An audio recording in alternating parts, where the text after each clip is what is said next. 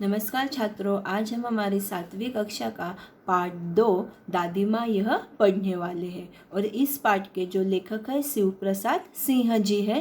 पहले हम उनके बारे में जानकारी देखेंगे। हमारे इस पाठ के लेखक है डॉक्टर शिव प्रसाद सिंह।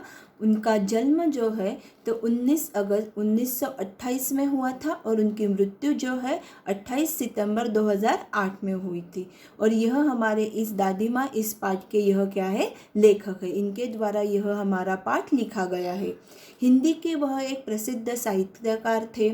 शिव प्रसाद सिंह एक विद्वान साहित्यकार थे जिनकी बौद्धिकता, तार्किकता और विलक्षण प्रतिभा संपन्नता ने प्रारंभ से ही हिंदी साहित्य को आंदोलित किया है। यानी जो लेखक थे तो उनकी बौद्धिक क्षमता जो थी, उनकी सोचने की जो तरीका था, तो इससे हमारे हिंदी साहित्य को अलग अलग जो विधाएँ हैं, अलग अलग जो कहानियाँ हैं, अलग अलग जो पाठ है वह हमें मिले हैं। डॉक्टर शिव प्रसाद सिंह ने हिंदी की उपन्यास, कहानी, निबंध और आलोचना जैसी लगभग सभी गद्य विधाओं में अपनी रचना की है। यानी हिंदी में उपन्यास हो, कहानी हो, निबंध हो, आलोचना हो, हर एक विधा में उन्होंने अपनी रचनाएं की हुई है। और उनके द्वारा यह हमारा दादी माँ यह लिखा गया पाठ आज हम पढ़ने वाले हैं। प्रस्तुत पाठ में लेखक जब जब अपने गांव घर की याद आती रहती है, विशेषकर दादी माँ से उसका गहरा लगाव रहा है। आज अचानक उनकी मृत्यु की खबर सुनकर वह स्तब्ध हो गए हैं और बचपन से ही लेकर अब तक दादी माँ के साथ बिताए लम्हे उसकी आंखों के सामने घूम जाते हैं।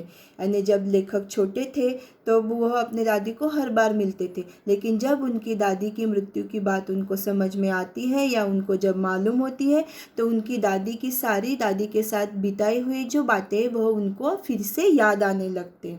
उसके बाद संयुक्त परिवार का कितना महत्व है तथा कैसे हर परिस्थिति में सब लोग मिलकर एक साथ रहते हैं, यह हमें क्या करना है, इस प्रस्तुत पाठ में पढ़ना है।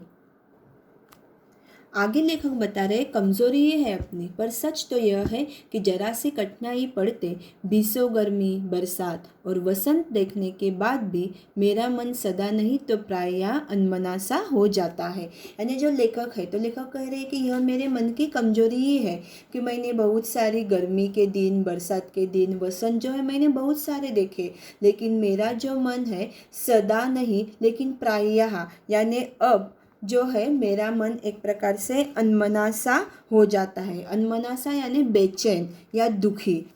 यानी जिस प्रकार से जब वो अपनी दादी की मरने की बात जो है वह जब वह सुनते हैं तो उनका कहना था कि मेरा मन क्या है कि एक प्रकार से बेचैन हो जाता है। तब लेखक इस प्रकार से बेचैन होते थे तो उनके मेरे शुभचिंतक मित्र मुझे प्रसन्न करने के लिए आने वाली छुट्टियों की सूचना देते हैं और पीठ पीछे मुझे कौर और जरा सी प्रतिकूलता से घबराने वाला कहकर मेरा मजाक उड़ाते। और इसके लेखक कह रहे हैं कि मेरे शुभचिंतक यानी मेरा अच्छा चाहने वाले या जो मेरे मित्र है तो मुझे क्या करते हैं, प्रसन्न करने के लिए या जो मैं दुखी हूँ तो इसके लिए वह मुझे आने वाली छुट्टियाँ यानी जो एक प्रकार से आने वाली जो छुट्टियाँ है कुछ दिनों के बाद उसकी हम मुझे क्या करते हैं, सूचना देते हैं। यानी एक प्रकार से जानकारी देते हैं कि हाँ हमें छुट्टी मिलेंगी, फिर हम घूमने जाएंगे, ऐसी कुछ बातें।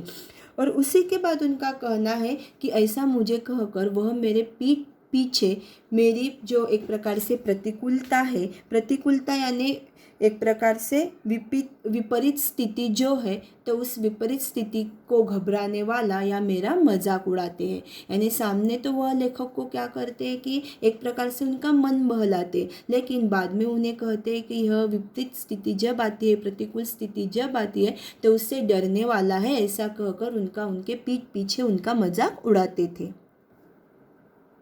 यह सब बातें लेखक सोचते और वो कहते कि अब इन बातों को मैं सोचूंगा नहीं, ठीक है जाने दो, सोचने से होता ही क्या है। पर बस मेरी आंखों के सामने शरद की शीत किरणों के समान स्वच्छ शीतल किसी की धुंधली छाया नाच उठती है। और लेखक को यह सब बातें याद आ रही कि उनके दोस्त उनका मजाक उड़ा रहे हैं, उनका मन नहीं लगता, तो वो कह रहे कि मैं इन बातों को अभी नहीं सोचूंगा। लेकिन उनका कहना है कि जब भी मैं बैठता हूँ तो मेरे आंखों के सामने शरद की शीत यानी कि जो जाड़े के दिन रहते या ठंड के दिन रहते, तो उसमें दिखने वाली शीत यानी एक ठंडी किरण की समान स्वच्छ यानी साफ, और शीतल यानी ठंडक पहुंचाने वाली धुंधली यानी अस्पष्ट सी छाया उनके आंखों के सामने एक प्रकार से उभर आती है या नाच उठती है। यानी उन बातों को न सोचने की वो तय करते हैं, लेकिन उनके सामने आंखों के सामने एक प्रकार से जाड़े के जो दिन रहते हैं, तो उन दिनों में जो ठंडी शीतल किरणें रहती है, तो उसके समान स्वच्छ यानी एक प्रकार से साफ, शीतल यानी एक प्रकार से ठंडक पहुंचाने वाली एक धुंधली सी मीन्स अस्पष्ट सी छाया उनके आंखों के सामने उनको दिखती है। आगे लेखक सोचते, मुझे लगता है जैसे क्वार के दिन आ गए हैं। मेरे गांव के चारों ओर पानी ही पानी हिलोरे ले रहा है। दूर के सिवान से बहकर आए हुए मोथा और साई की अधगली घासें। और इसी प्रकार से लेखक ये बता रहे हैं कि मुझे ऐसा लगता है कि क्वार यानी क्या कि हिंदी महीना जो अश्विन महीना रहता है, तो उसे क्वार का महीना बोला जाता है। तो उनका कहना है कि यह क्वार का महीनों के दिन आ गए हैं। मेरे गांव के चारों ओर पानी ही क्या ले रहा है, हिलोरे ले रहा है, यानी चारों तरफ गांव के चारों तरफ क्या हो गया है, पानी फैल गया है। दूर के सिवान से, सिवान यानी क्या कि सीमा, दूर के सीमा से उस पानी में बहकर आए हुए मोथा और साई की अधगली घासें।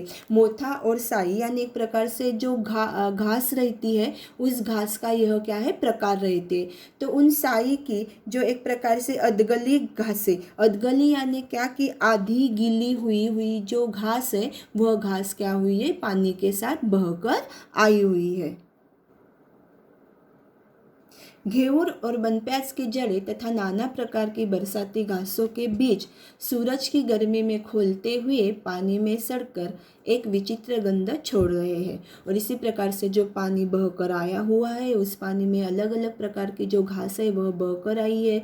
उसी के साथ जो है बनप्याज की जड़ें तथा नाना प्रकार की बरसाती घास जो है, वह घासों के बीज या घास बहकर आई है। वह एक प्रकार से अधिगिली है, उसका एक प्रकार से क्या हो रहा है कि गंध आ रहा है। सूरज की गर्मी में खोलते हुए यानी उबलते हुए, जो सूरज की गर्मी आती है, तो सूरज की गर्मी और वो पानी में होने की वजह से जो घास है, तो वह क्या हो रही है, एक प्रकार से उबल रही है और पानी में सड़कर एक विचित्र गंध छोड़ रही है।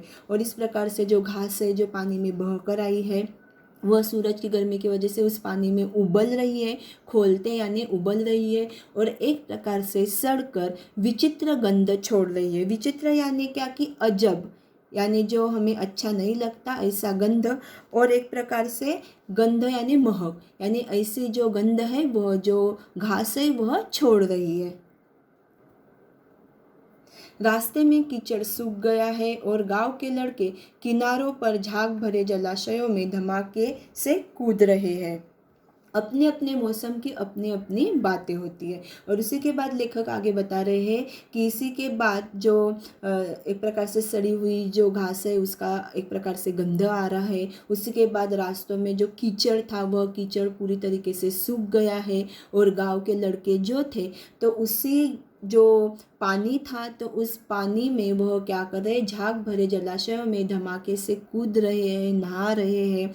और अपने अपने मौसम की अपनी अपनी बातें होती है, यानी हर एक मौसम की कुछ ना कुछ खास बातें होती है कि उसमें कुछ खास जो फल है या कुछ खास सब्जी जो है तो उसी मौसम में मिलती है। तो इसी प्रकार से उनका कहना है कि इस प्रकार से अपने अपने मौसम की हर एक अपनी अपनी अलग सी बात होती है।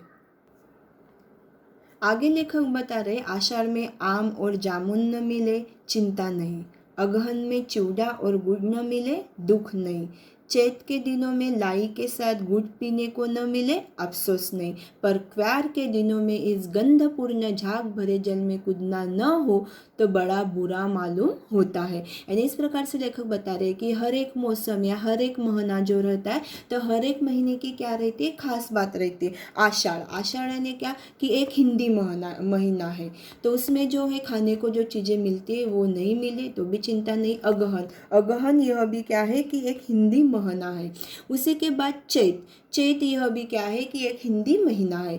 तो उसी प्रकार से उनका कहना है कि हर एक महीने में हर एक जो बातें हैं वह खाने को हमें न मिली तो इसके लिए मुझे एक प्रकार से अफसोस नहीं, अफसोस यानी पछतावा नहीं, लेकिन क्वार के दिनों में इस गंधपूर्ण झाग भरे जल में, यानी जो क्वार के दिन रहते हैं तो उसमें अगर मुझे ये गंध भरे यानी जो एक प्रकार से जिसमें से विचित्र एक प्रकार से स्मेल आता है, गंध आता है, महक आता है, तो ऐसे जल में अगर मुझे कूदने को नहीं मिले तो मुझे बड़ा बुरा मालूम होता है। यानी मुझे उस पानी में अगर खेलने को नहीं मिला तो मुझे बड़ा बुरा महसूस होता है। मैं भीतर हुडक रहा था, 2-1 दिन ही तो कूद सका था, नहा धोकर बीमार हो गया। हल्की बीमारी न जाने क्यों मुझे अच्छी लगती है। थोड़ा थोड़ा ज्वर हो, सर में साधारण दर्द और खाने के लिए दिन भर नींबू और साबु, लेकिन इस बार ऐसी चीज़ नहीं थी। और उसी के बाद लेखक आगे कह रहे कि उस गंदा भरे पानी में मैं थोड़ा ही हुडक रहा था। हुडक यानी क्या कि एक प्रकार से मेरी चाहत पानी में एक प्रकार से नहाने की मैं थोड़ी ही कर रहा था, तो 2-1 दिन में कूद सका था। और 2 या 1 दिन या 1-2 दिन ही उन्होंने क्या किया था कि उस पानी में कूद कर या अपना मज़ा उन्होंने लिया था, वो उस पानी में नहा धोकर बीमार हो गए। हल्की बीमारी न जाने क्यों मुझे अच्छी लगती है। जैसे कि देखो छात्रों, अगर ज़्यादा बीमार पड़ते हैं तो उससे ज़्यादा अगर हमें थोड़ी ही बीमारी रहती है तो वह हमें क्या लगती है, अच्छी लगती है। क्योंकि हम अगर थोड़े बीमार पड़े तो घर में हमारी माता जी और हमारे घर के अन्य सदस्य हमारे क्या करते, एक प्रकार से सेवा करते, ये खाओ वो खाओ, अस्पताल में लेके जाओ। और उसी प्रकार से लेखक भी जो थे कि वो उनका कहना था कि हल्की सी जो बीमारी थी या हल्का सा बीमार पड़ना मुझे अच्छा लगता था। थोड़ा थोड़ा ज्वर हो, ज्वर यानी बुखार, कि थोड़ा ज्वर हो, सर में साधारण दर्द और खाने के लिए दिन भर नींबू और साबु। और इसी के बाद उनका कहना है कि थोड़ा अगर बुखार हो, साधारण सा सिर में दर्द हो, या उसके बाद उनका कहना था दिन भर खाने के लिए नींबू और साबु। नींबू यानी जो साधारण नींबू रहता है वो, और साबु यानी का कि साबुदाना खिचड़ी। तो उनका कहना था कि यह मुझे खाने को मिलता था, लेकिन यह साधारण हल्की सी बीमारी होती थी तब, लेकिन इस बार ऐसी चीज़ नहीं थी। यानी इस बार वह जो बीमार पड़े थे तो ऐसा इस बार नहीं था। ज्वर जो चढ़ता ही गया, रजाई पर रजाई और उतरा रात 12 बजे के बाद। और इस बार लेखक का कहना है जो मैं बीमार पड़ा था तो मुझे इस बार हल्की बीमारी नहीं थी। ज्वर यानी बुखार जो चढ़ा तो चढ़ता ही गया, रजाई पर रजाई वो ओढ़कर सोए थे, और ज्वर जो था तो वह रात 12 बजे के बाद ही उनका ज्वर जो बुखार था वह उतरा था। यानी इस बार उनकी हल्की बीमारी वह नहीं थी। दिन में मैं चादर लपेटे सोया था। दादी माँ आई, शायद नहाकर आई थी, उसी झाग वाले जल में। पतले दुबले स्नेह सने शरीर पर सफ़ेद किनारी सी धोती, सन से सफ़ेद बालों के सिरों पर टपकते हुए जल की शीतलता। और इस प्रकार से लेखक जो इस बार बीमार पड़े थे वह घर में सोए हुए थे और वो चादर में लपेटे हुए सोए हुए थे। दादी माँ आई, शायद नहाकर आई थी, उसी झाग वाले जल में। और जिस झाग वाले जल में लेखक को नहाना बहुत पसंद था, उसी झाग वाले जल में दादी माँ शायद से नहाकर आई थी।